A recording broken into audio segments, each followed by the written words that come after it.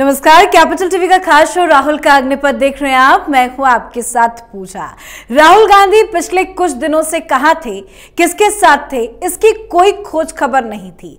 आज अंडरग्राउंड हुए राहुल गांधी अचानक प्रकट हुए, रोजगार दो न्याय दो कैंपेन को लॉन्च किया, पर भारत जोड़ो अन्याय यात्रा शुरू होने से पहले ही फंसता नजर आ रहा है। एक तरफ मणिपुर में शर्तों के साथ सीमित परमिशन, तो वहीं असम सरकार ने भी यात्रा को नहीं दी है रात्रि विश्राम की इजाजत। और तो और ममता बनर्जी ने भी राहुल गांधी को बड़ा झटका दे दिया है। बंगाल की सीएम ने कांग्रेस की यात्रा को पश्चिम बंगाल में रोकने का संकेत दिया है। तो कैसे अचानक से आज जो राहुल गांधी प्रकट हुए, उसका मतलब क्या है और कैसे राहुल गांधी की यात्रा मणिपुर से असम और असम से लेकर पश्चिम बंगाल में फंस चुकी है, आज इसी पे चर्चा करेंगे। मेरे साथ स्टूडियो में मौजूद हैं कैपिटल टीवी के एग्जीक्यूटिव एडिटर राजीव जी। सर, आपका बहुत बहुत स्वागत है। धन्यवाद। इतने दिनों से तो राहुल गांधी कहीं नजर नहीं आ रहे थे, ना ही सोशल मीडिया पे नजर आ रहे थे। आज जो कैंपेन लॉन्च किया है, उसका मकसद क्या है? देखिए, आज युवा दिवस है और राहुल गांधी अभी युवा ही हैं। कांग्रेस के लिए तो युवा ही रहेंगे जब तक कि 80 साल के नहीं हो जाए। 80 साल में भी कांग्रेस को लगेगा कि हमारे पास एक ही युवा नेता है, वो है राहुल गांधी। तो इस बीच राहुल गांधी को लगा आज तो कुछ करना चाहिए, क्योंकि इंडियन यूथ कांग्रेस कई प्रोग्राम लॉन्च कर रही है और दूसरी तरफ खड़गे बार बार कह रहे हैं कि हमारे कंधों पर जो बोझ डाल दिए हो आपने, ये भारत जोड़ो अन्याय यात्रा की, वो हमसे सहा नहीं जा रहा। हर जगह पर इंडी अलायंस में विवाद है, उसको भी सुलझाओ। आपके छवि सुधार के लिए जो यात्रा निकाली जा रही है, उसको भी सुलझाओ। अलग अलग स्टेट में पचड़े फंस रहे हैं, उसको भी सुलझाओ। ये समस्या का समाधान हमारे से संभव नहीं है। आप खुद कुछ लोगों को पास में बुलाओ, क्योंकि इस यात्रा में आपने कहा था सोशल एक्टिविस्ट, वो एनजीओ वाले जो कि इतने सालों तक सरकार को दीमक की तरह चाटते रहे। कांग्रेस की सरकारों ने इन लोगों को पैसे दिए और ये जेब भरते रहे, जो अपने आप को समाज सुधारक कहते हैं, नन गवर्नमेंटल ऑर्गेनाइजेशन।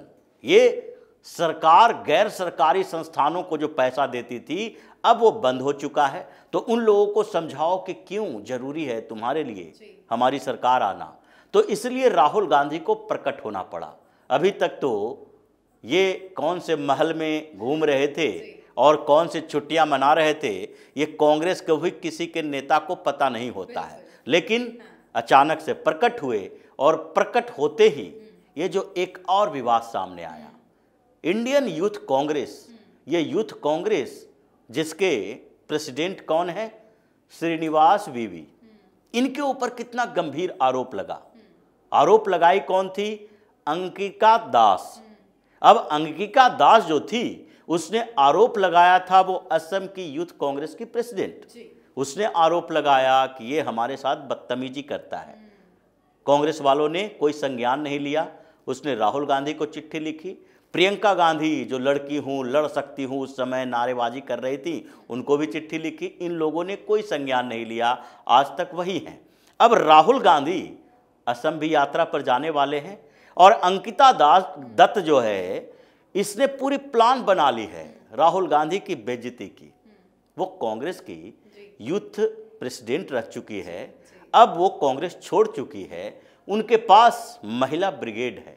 और ये राहुल गांधी जो हर जगह युवाओं को जोड़ने की बात करते हैं, उन्होंने सोच लिया है जैसे ही असम में राहुल गांधी एंट्री करेंगे, वो तख्तियां राहुल गांधी के इस यात्रा में लहराएगी कि जब महिलाओं का सम्मान नहीं कर सकते तो महिलाओं को साथ लेकर यात्रा में मत चलो। क्योंकि पिछली बार जब भारत जोड़ो यात्रा राहुल गांधी की हुई थी, तो उसमें वो भी थी। और उसी के बाद ये विवाद हुआ था कि बैठकों में ये जो श्रीनिवास वीवी हैं, उसके साथ अभद्र तरीके से व्यवहार किया।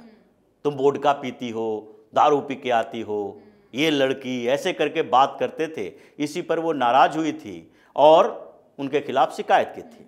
अब राहुल गांधी को एक और आफत सामने आ पड़ी है कि जो अन्याय किया था, उस अन्याय के खिलाफ अब न्याय यात्रा में वो अन्याय दिखाएंगी कि आपने क्या क्या अन्याय लड़कियों के साथ, महिलाओं के साथ, लोगों के साथ, देश के साथ किया है। तो असम में राहुल गांधी को विरोध का सामना मतलब करने को मिलेगा, लेकिन हेमंत बिश्व शर्मा की जो सख्ती नजर आ रही है, गुवाहाटी में परमिशन नहीं मिली, रात्रि विश्राम की भी इजाजत नहीं मिली, इससे कैसे निपटेंगे राहुल गांधी? देखिए, इससे निपटना तो इनके बस में नहीं है, लेकिन अरेंजमेंट किया जा रहा है।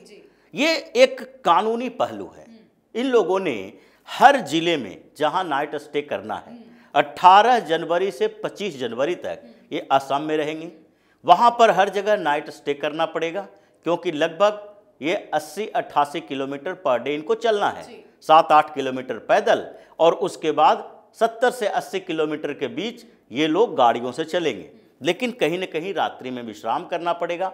अब उसके लिए इन लोगों ने क्या किया, चालाकी, कि कॉलेज, स्कूल या सार्वजनिक जो ग्राउंड है, प्ले ग्राउंड, इन जगहों पर अपने कंटेनर, गाड़ियों को रुकने का और टेंट लगाने का परमिशन मांगा था।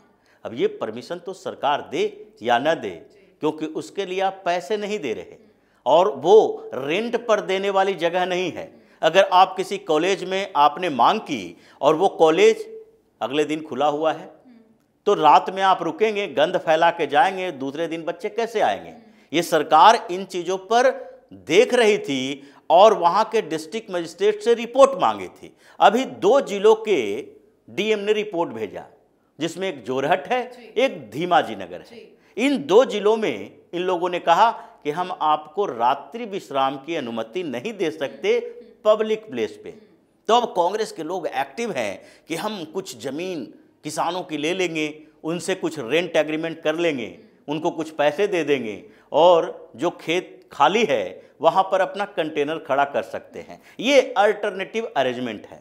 लेकिन हेमंत बिश्व शर्मा ने एक और बात कही है कि देखो, असम भी अशांत क्षेत्र है, वहाँ भी विवाद पैदा होते हैं, और अभी जिस तरीके से हेमंत बिश्व शर्मा ने कुछ कानून पास किए, अभी एक योजना लाया महिलाओं के लिए, उस योजना में हेमंत बिश्व शर्मा ने कह दिया कि जिसके 3 बच्चे से ज़्यादा हैं उसको इस योजना का लाभ नहीं मिलेगा। ये पॉपुलेशन कंट्रोल पॉलिसी में आता है, और एसटी वर्ग के जो लोग इससे दायरे में आते हैं उसके लिए उन्होंने सीमा रखा है कि 4 बच्चे से ज़्यादा नहीं होना चाहिए।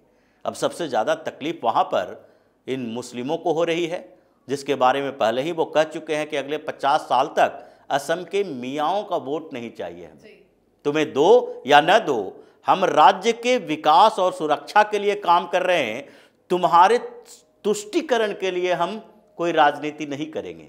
इसलिए उन्होंने एक और बात कही है कि ये राहुल गांधी यात्रा पर निकलेंगे, वहाँ पर इनका जो पार्टनर है वो सब रोहिंग्याओं का शुभचिंतक है और हितैषी है। ये लोग रोहिंग्याओं को लेकर यात्रा करेंगे और वहाँ के मुसलमान इस फिराक में हैं कि जब राहुल गांधी यात्रा पर निकले और भीड़ हो, उस भीड़ में बवाल खड़ा करेंगे। तो उन्होंने हर जिले में पुलिस अधिकारी को ये अनुमति दे दी है कि एक भी आदेश का इंतजार मत करना। अगर यात्रा में किसी ने हंगामा खड़ा किया, किसी भी ने वहाँ पर वंदे मातरम और भारत माता की जय के अलावा अगर पाकिस्तान और आईएसआई के खिलाफ नहीं बल्कि उसके समर्थन में नारेबाजी की, तो फिर उसके खिलाफ कार्रवाई सख्ती से करो। एक भी व्यक्ति की आवाज निकल गई तो फिर पूरे यात्रा पर बैन लगा दो। जी, और वैसे भी एक्शन लेने में हेमंत बिश्व शर्मा की सरकार काफी ज्यादा लोकप्रिय भी हो चुकी है। खैर, लेकिन पश्चिम बंगाल से ममता बनर्जी की तरफ से जिस तरह के बयान आ रहे हैं, क्या वो संकेत राहुल गांधी के लिए है? क्या माना जाए, पश्चिम बंगाल में राहुल गांधी की यात्रा को दिक्कत परेशानियों का सामना करना पड़ेगा? ममता बनर्जी और राहुल गांधी के बीच अब पूरी तरीके से जो सेतु था वो टूट चुका है। जिस तरीके की खबरें आई कि ममता बनर्जी ने अपने दरवाजे से डांट कर भगा दिया, ये जो चुनाव के लिए, कैंपेन के लिए और साथ ही जो कोऑर्डिनेशन सीट शेयरिंग के लिए इन लोगों ने कमेटी बनाई थी, ये लोग गए थे वहाँ पर सीट शेयरिंग के लिए चर्चा करने के लिए। नेगोशिएशन टेबल पर बैठे ममता बनर्जी की पार्टी के लोग, हम भी बैठे तय करेंगे। ममता बनर्जी ने सीधे कह दिया, तुमसे बातचीत क्या करना है, हमने ऑफर दिया है, एक्सेप्ट करना है तो करो, नहीं करना है तो बाहर जाओ। हम तुम्हारे सहयोग के लिए यहाँ नहीं बैठे हुए हैं। मतलब इससे बड़ी बेइज्जती और क्या हो सकती है। और इसके साथ ही ममता बनर्जी ने एक स्टेटमेंट जारी किया कि देखो भाई, कोरोना बढ़ रहा है, मास्क लगाना न भूलें, ये 2 गज दूरी, मास्क है जरूरी, ये नारा क्यों दिया, ये बात क्यों कही अचानक से? क्योंकि अभी कोई विस्फोटक की स्थिति तो है नहीं, लेकिन पश्चिम बंगाल में या फिर दिल्ली में भी कुछ मामले कोरोना के आते रहते हैं। इस बीच ममता बनर्जी ने सोचा है कि अभी से कोरोना का हवा खड़ा करना शुरू करो। और अभी तो नॉर्थ ईस्ट में राहुल गांधी की यात्रा चलेगी, 25 जनवरी के बाद असम से फिर इधर की तरफ आएगी, यानी कि फरवरी में पश्चिम बंगाल में एंट्री होगी।